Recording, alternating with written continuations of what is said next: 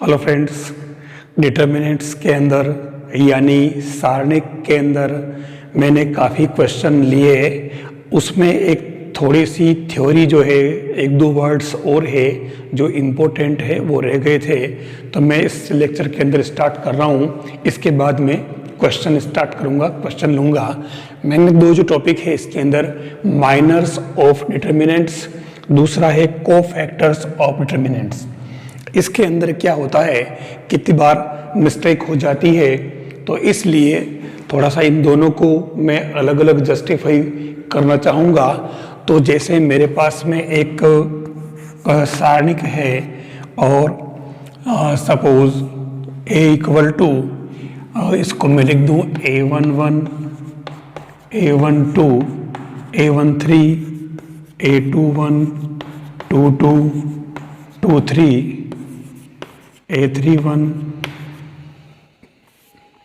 a32 और a33। अब इसके अंदर, इस सारणिक के अंदर हमें पहले निकालना है उप सारणिक यानी माइनर्स, और इसको डिनोट किया जाता है m से। ध्यान रखना, हर आपको, ठीक है ना, m11 यानी माइनर यानी उप सारणिक of a11, a11 equal to, इसका जब उप सारणिक चाहिए तो वो बनेगा a22, a23, a32 और a33। ये इसका उप सारणिक बनेगा, ये वाला। यानी a11 का चाहिए तो इसका कॉलम और इसके रो को, दोनों को आप छोड़ दें। बाकी जो 2 इंटू 2 क्रम की यानी 2 इंटू 2 क्रम की जो सारणिक बनेगी वो इसका माइनर होगा या उप सारणिक होगा। अगर आपसे पूछा जाए कि मान लो जैसे ऐसे आपको m12 का निकालना, तो 1-2 के लिए ये कॉलम हटेगा और ये रो हट जाएगी। क्या बचा? a21, a23 और ये हो जाएगा a31 और a33। इस तरीके से अगर 1-3 का पूछा जाए तो आपके उप सारणिक या माइनर ये बनेगा। फिर अगर इसका पूछा जाए a21, तो इसका ये कॉलम और ये रो खत्म हो जाएगी। दिस ये दोनों एलिमेंट और ये दोनों एलिमेंट बचेंगे। इस तरीके से हम इन 9 एलिमेंट का अलग अलग इस तरीके से m13, m21, m22, m23, m31, m32 and m33 हम सभी की वैल्यू इसमें निकाल सकते हैं। ये कहलाते हैं आपके उप सारणिक। अब बात आती है सहखंड की।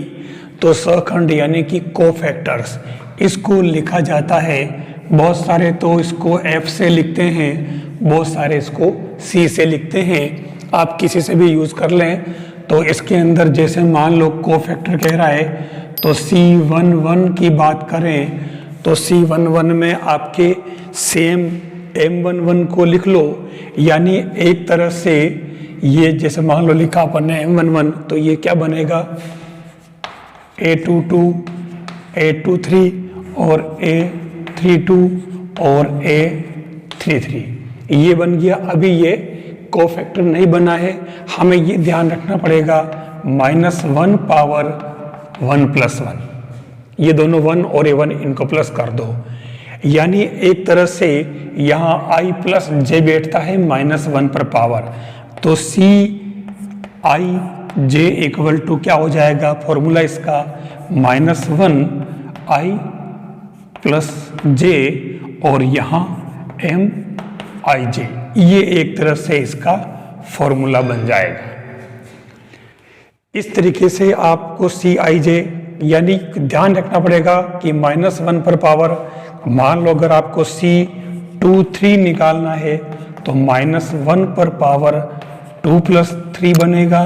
यानी एक तरह से यूं चलेगा ये, positive negative positive negative positive negative positive negative positive. यानी पावर जहाँ सम संख्या में हो रही है 1 और 1 2, तो ये प्लस में रहेगा, 1 और 2 3 माइनस में, तो -1/2, तो उस केस में ये जो है 1 + 2 जो है 3 हो जाएगा, तो -1/3, तो ये माइनस में। इस तरीके से आपको कोफैक्टर निकालना। अब इसके अंदर एक खास प्रॉपर्टी आती है, वो मैं बताना चाह रहा हूँ कि A11 और M11 plus A22 plus M22, इस तरीके से अगर आप वैल्यू निकालें, ठीक है, एक तो ये चीज़ इम्पोर्टेंट है, और एक आपके जो है A11 और यहाँ M12, मतलब ये दोनों अगर अलग अलग है तो इसकी वैल्यू हमेशा 0 होगी, और इसके बेस पे अगर आप निकालोगे तो इसकी जो वैल्यू आएगी वो हमारे आएगी इसका यहाँ पर, सॉरी, ये F11 या C11 कर दें, यहाँ F22, ठीक है ना, तो और ये यहाँ पर जो है ये आपके F11 सॉरी F12 चलेगा, मतलब ये आप कोफैक्टर चलेगा और यही कोफैक्टर है, लेकिन इसको सोल्व करोगे तो आपके इसकी वैल्यू आएगी डिटर्मिनेंट ऑफ A, जबकि ये अगर अलग अलग होंगे तो उसकी वैल्यू हो जाएगी आपके 0। ये एक इम्पोर्टेंट पार्ट है इसका। तीसरी बात, अगर कोई n कोटि की कोई अगर डिटर्मिनेंट है तो उसके लिए मान लो जैसे A है, तो ये आपको ध्यान रखना पड़ेगा कि KA mod equal to K power n mod of A।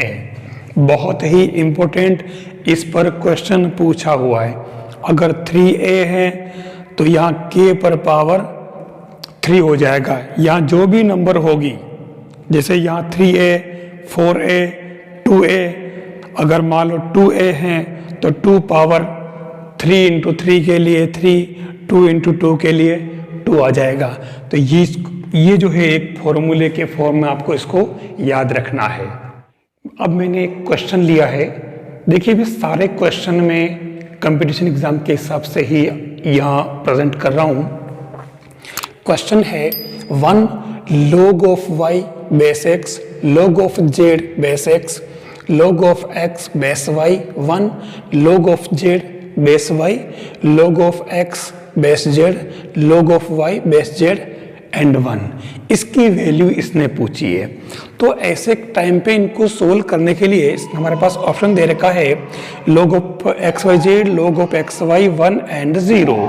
तो इस केस के अंदर आपको क्या करना है, इसके अंदर यहाँ एक प्रॉपर्टी है कि log ऑफ जैसे a और बेस b है, तो आप इसको log of a upon log of b कर लें।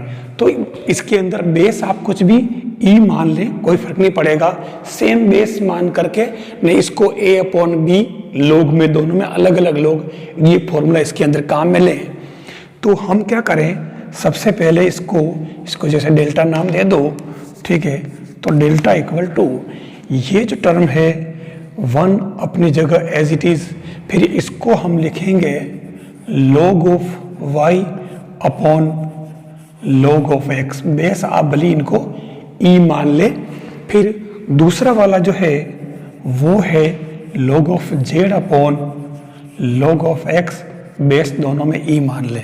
यहाँ सेम ऐसे ही log of x upon log of y base e 1 and log of z upon log of इसके अंदर y बेस e, और फिर यहाँ बनेगा log of x upon log of z base सब के अंदर e, यहाँ पर भी log of y upon log of z base e and 1। ये आपके पास में इस फॉर्मूले को यूज करते हुए कर दिया। अब आपको क्या करना है, यहाँ इसमें एक काम करें, 1 upon log x log y log z कर दें और यानी log x log y z का गुणा और भाग कर दें। कैसे? जैसे ये भाग कर दिया, अब आप इस पूरे को तो log x से मल्टीप्लाई कर दो, इसको log y से कर दो और इसको log z से कर दो। तो इसको log x से करेंगे तो ये बनेगा 1 तो हो जाएगा log x, यहाँ log x से करोगे तो log x से log x कैंसल, तो ये बन जाएगा आपके log y और यहाँ पर भी आपके log x कैंसल, तो ये बन जाएगा आपके पास log z। बेस सबके अंदर e है। फिर यहाँ पर log y से करो तो log y कैंसल, यहाँ पर भी है log x, यहाँ आपके क्योंकि log y से मल्टीप्लाई कर रहे हो तो ये log y हो जाएगा और ये बन जाएगा आपके log z। वैसे आपका आंसर यहाँ आ चुका है और इसको करोगे log z से तो ये बन जाएगा आपके log x log y, क्योंकि log z से कर रहे हो इसको R3 को तो ये कैंसिल हो जाएगा और log z नीचे से कैंसिल हो जाएगा, log y बचेगा और यहाँ log z। आप देख लो कोई भी दो रो या कोई भी दो कॉलम इक्वल हो तो उस डिटरमिनेंट उस सारणिक की वैल्यू 0 होती है, तो ये आपके क्या आ गया 0। तो आपका करेक्ट आंसर क्या हुआ डी। तो इस तरीके से log जैसे आए तो इस तरीके से उसकी log वाली प्रॉपर्टी को ध्यान में रख के काम करना पड़ेगा। नेक्स्ट जो क्वेश्चन लिया है वो है if delta equal to 1 plus x 1 1 1 1 plus y 1 1 1 1 plus z equal to 0। ये आपके पास दे रखा है। ये कह रहा है कि x inverse plus y inverse plus z inverse की वैल्यू क्या होगी, 1 -1 x y and x y z. अब ऐसे क्वेश्चन में जनरली हम एक्स वाई जेड की कुछ वैल्यू पुट करके भी कर सकते हैं, लेकिन क्योंकि इसकी वैल्यू पूछी है तो उस केस में हम इसको, क्योंकि ज़्यादा बड़ा नहीं है सारणिक, तो हम इसको सोल्व कर लेते हैं, यानी इसका डेल्टा की वैल्यू निकाल लेते हैं सबसे पहले। तो 1 प्लस एक्स, फिर इन दोनों का मल्टीप्लाई हो जाएगा, कोई ज़्यादा देर नहीं लग रही है इसके अंदर, फिर -1, तो फिर ये 1 इंटू ये यानी कि 1 प्लस जेड -1 इंटू 1 1, फिर +1 और फिर ये इंटू ये यानी कि 1 -1 इंटू ये यानी कि 1 minus y. This implies 1 plus x, ये हो जाएगा 1 plus y plus z plus y z, फिर -1 ये हो जाएगा यहाँ तक, फिर यहाँ आपके 1 से 1 कैंसिल तो माइनस जेड बच रहा, यहाँ 1 से 1 कैंसिल तो माइनस वाई बच रहा, इक्वल टू अपन 0 क्योंकि 0 चल रहा है। अब ये 1 प्लस एक्स और यहाँ आपके 1 से 1 भी कैंसिल है, तो ये आपके पास में आप एक काम करें, इसको मल्टीप्लाई कर लें साथ साथ में, तो काम जल्दी हो जाएगा। अब क्योंकि 1 से 1 तो कैंसिल हो गया, 1 का इन सब से करो तो ये बनेगा y plus z plus y z, फिर x से करो तो x y plus x z plus x y z minus z minus y equal to 0। देख लिया ये वाई जेड से वाई जेड कैंसिल, आपके पास क्या बचा, y z plus x y plus x z equal to minus x y z. आप x y z से दोनों तरफ डिवाइड कर दें, x y plus y z plus z x upon x y z, और इधर आपके माइनस एक्स वाई जेड था तो एक्स वाई जेड से डिवाइड कर लें, तो आप देखो इधर बच रहा है 1 upon x plus 1 upon y plus 1 upon z equal to -1। This implies x inverse plus y inverse plus z inverse equal to -1। ये आपका करेक्ट आंसर इसके अंदर बी हो जाएगा। तो इस तरीके से इसको आप करें, कोई ज़्यादा देर लग रही है, खाली एक्स को एक्सप्रेशन करना, इसका विस्तार करना है। अगला इंपॉर्टेंट क्वेश्चन है delta equal to cos square 54 degree, cos square 36 degree, cot 135, sine square 53, cot 135, sine square 37 degree, cot 135, cos square 25 and cos square 65। इसकी वैल्यू फाइंड करनी है। ऑप्शन दे रखा है -2, -1, 0, 1।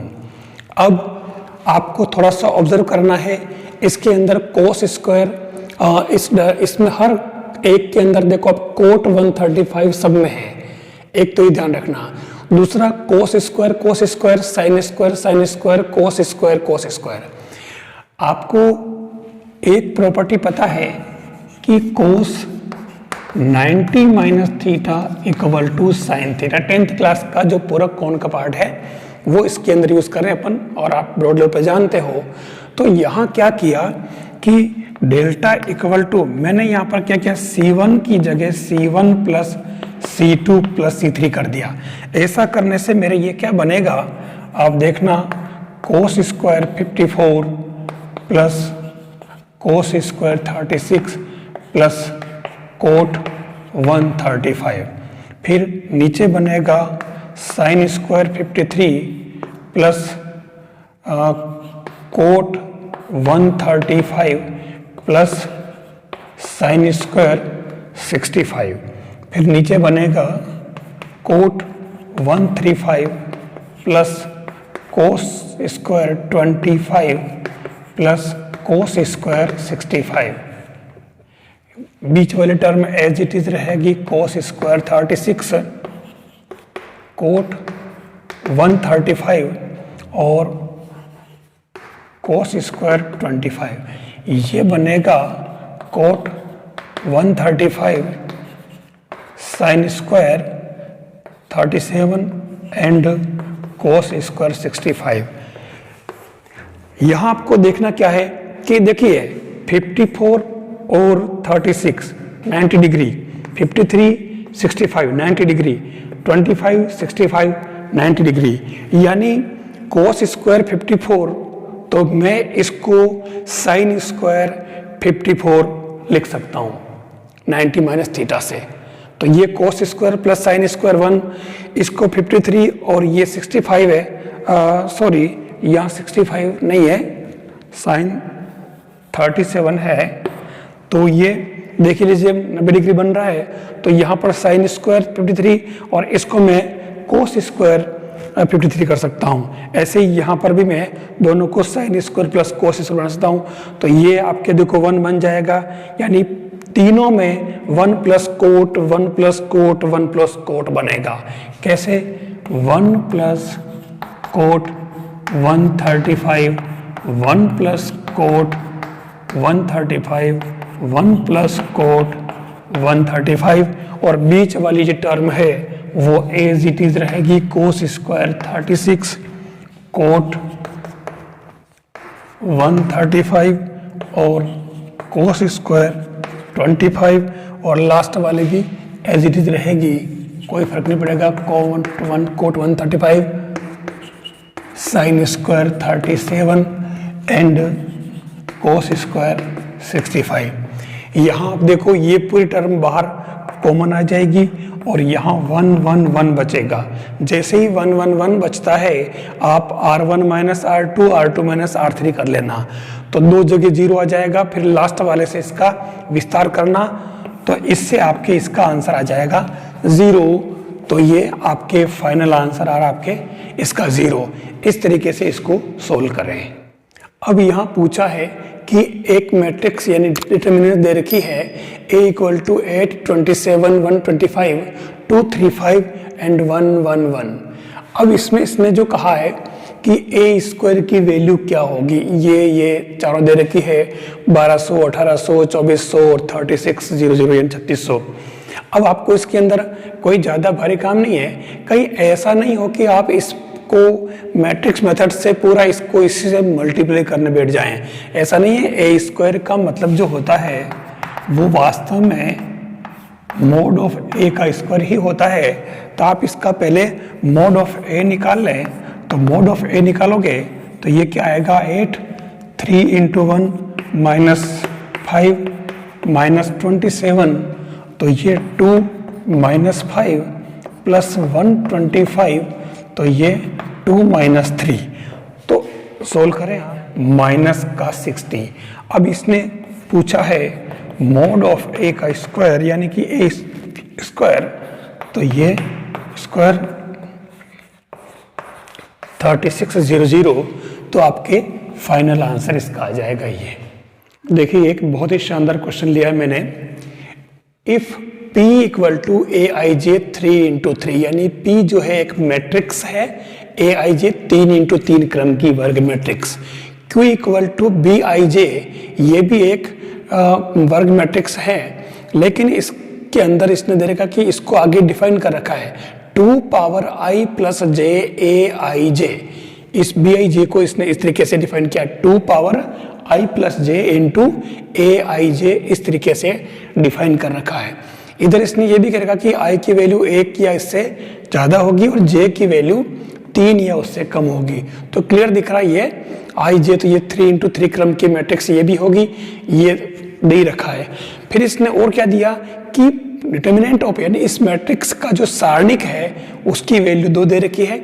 आपको इस क्यू मैट्रिक्स की सारणिक की वैल्यू ज्ञात करनी है। वो ऑप्शन में दे रखा है 2 पावर 10, 2 पावर 11, 2 पावर 12 और 2 पावर 13, यानी ये ऑप्शन दे रखे हैं। अब यहाँ इस डेफिनेशन के हिसाब से मैं, क्योंकि 3×3 है, तो मैंने सबसे पहले इसको 3×3 क्रम की एक मैट्रिक्स ले ली, A11, A12, A13, 2-1, 2-2, 2-3, 3-1, 3-2 और 3-3। अब फिर इसमें P का जो डिटर्मिनेंट है सारणी की वो भी दे रखा है 2, इसको भी अपन यूज करेंगे हम। अब इसने अगला जो कहा था कि ये कुछ नहीं, इसने डेफिनेशन दे रखी, इस हिसाब से अपन आगे बढ़ते हैं। Q equal to B I J 2 power i plus J A I J, यानी एक तरह से यहाँ ए आई जे आ रहा है, तो अंदर तो सेम बनेगा, खाली इनके गुणांक बदलेंगे। गुणांक क्या होंगे? जो यहाँ i और j हैं उसका यहाँ योग करके उसको 2 की पावर बिठाना है। जैसे 1 है तो 1 + 1 यानी कि 2 पावर 2 4 हो जाएगा। फिर यहाँ 1 2 है तो यहाँ पावर 3 हो जाएगी 8। फिर यहाँ 1 3 है तो 2 पावर 4 हो जाएगा 16। ऐसे ही यहाँ 1 1 फिर 8, ठीक है, या इस तरीके से। तो ये जो है यहाँ आपके बनेगा 2 1, तो ये 8 16 32 16 32 64, ये इस तरीके से हमें इससे बढ़ना आगे। अब यहाँ देखो इसमें से 4 कॉमन आ रहे हैं, इसमें से 8 कॉमन आ रहे हैं, इसमें से 16 कॉमन आ रहे हैं, तो मैंने 4 8 16 ले लिए क्योंकि इसने Q का मान पूछा था, तो ये बार ले लिए। अब बचा ये, मैंने C2 और C3 में से फिर 2 2 और फिर 4 4 कॉमन ले लिए। ये अगर मैं और अगर हटा दूं यहाँ से, इस चीज़ को हटा दूं, तो यहाँ पे इंटू 2 पावर 2 को एक तो 2 आ जाएगा, एक आ जाएगा 4। तो अब ये सब लेने के बाद में आपके पास जो अंदर बचेगा 4 8 16 इंटू 2 इंटू 4, और अंदर जो बच रहा है वो आपके P बच रहा है, पुराना वाला ही डिटर्मिनेंट, और P जो है वो 2 है तो एक 2 इसमें और शामिल हो जाएगा। तो ये ऐसा करने से हमारे पास में इसमें जो सही आंसर है वो देख लो, ये बन रहा 2 पावर 2, 2 पावर 3, 2 पावर 4 और ये 2 पावर 3 दोनों मिला करके, तो एक इसका भी, तो ये आप 4 कर दें, तो 4 ने 4 8 ने 5 13 हो रहा है, तो आपके सही आंसर हो जाएगा ये। तो इस तरीके से आप इसको सोल्व करें। देखिए मैंने इस डिटर्मिनेंट के 2 लास्ट क्वेश्चन लिए हैं, ऐसे 3-4 क्वेश्चन बनते हैं और ये तीनों सभी इंपॉर्टेंट हैं। मैंने 2 क्वेश्चन यहाँ पर लिए हैं। यहाँ मैंने क्वेश्चन लिया delta R equal to R X N into N plus 1/2 2r - 1 y n square 3r - 2 z n into 3n - 1/2। तो ये आपके पास दे रखा है। अब आपको क्या करना है, इसके अंदर इसने जो पूछा है कि डेल्टा आर की sigma R equal to 1 to n delta R की वैल्यू क्या होगी। ऑप्शन दे रखा 0 1 - 1 2। आपको क्या करना है, इसके अंदर x y z को पढ़ने दीजिए और n को भी, क्योंकि अपने को फाइनली इसकी r को n में कन्वर्ट करना है। हमारे पास केवल C1 जो है ये R में दे रखा है। हम इससे इसकी एक श्रेणी बना लेते हैं, समांतर श्रेणी या गुणोत्तर जो भी बनती हो। तो यहाँ समांतर श्रेणी या कोई अनुक्रम बनेगा, तो यहाँ सिग्मा R करो तो आपको पता है कि n तक n इंटू n प्लस 1/2 होता है, तो हम इसकी जगह इसको बिठा देंगे। फिर यहाँ 2r - 1 है, तो इसका भी आप विस्तार करोगे तो 1 3 5, देखो विषम संख्या में 2r - 1 ऑलरेडी विषम पद है 135, तो 135, तो ये 2n-1 तक होगा, तो इसका जो आएगा वो n² आ जाएगा। आप यहाँ n² बिठा दें। फिर यहाँ 3r-1 है, तो इसमें भी आप r की वैल्यू 1 to n तक रखें, तो 1 4 7 इस तरीके से एक अनुक्रम बनेगा। तो इसका भी आप n तक अगर योगफल निकालें, इसे योगफल कैसे निकालोगे, वो SN = n/2 into 2a plus n-1 into D, समांतर श्रेणी के n पदों का योगफल उससे निकालना आपको। तो ये इसमें भी योगफल ही पूछा सब में, तो आप ये निकालोगे, इन तीनों की वैल्यू आ गई। ये तीनों ही वैल्यू यहाँ पर इनकी जगह आप ये पुट करें। जैसे ये पुट करोगे तो आप देखो यहाँ पर ये और ये सेम आ गया, या n², या भी n² आ गया, या n इंटू 3n-1.2 है, तो यहाँ पर भी आ जाएगा। C1 और C2 दोनों इक्वल आ गए, इसका मतलब इसकी वैल्यू क्या आ जाएगी, 0। तो आपका करेक्ट आंसर हो जाएगा ये। ऐसे ही नेक्स्ट क्वेश्चन लिया, मैंने हल्का सा हिंट दे रहा हूँ। क्वेश्चन दे रखा है डेल्टा आर, अब की बार ये 2 पावर में चले गए, 3 पावर में चले गए, सब पावर में चला गया आर। आप देखना इसके अंदर जो n में है उसको कुछ भी नहीं करना है, आपको क्या करना है, आपको r को जो है वो सिग्मा में डालना है। यहाँ सिग्मा r = 1 to n कर रखा है, तो सीधे जब पावर में है, इसका मतलब यहाँ जैसे ही आप n पद तक करोगे तो यहाँ गुणोत्तर श्रेणी बनेगी, और इसके अंदर n पदों का योगफल जो आएगा a × r⁻n-1/r-1 ये यूज करना।